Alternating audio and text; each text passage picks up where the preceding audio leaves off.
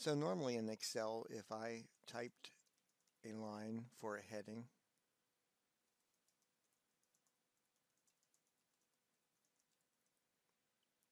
and hit the Enter key, Excel goes to the next cell.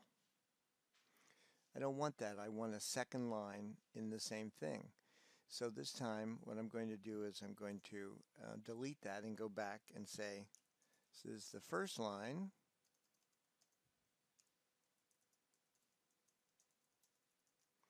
And then instead of hitting the Enter key on the keyboard, I'm going to hold down the Alt key and hit Enter.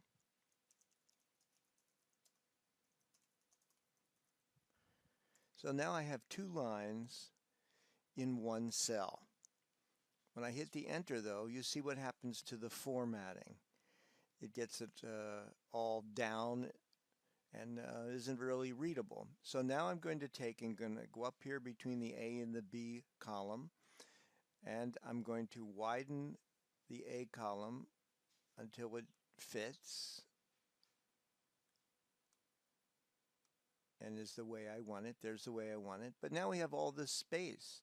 So now I'm going to go down here between the 1 and the 2 row, and I'm going to move that up.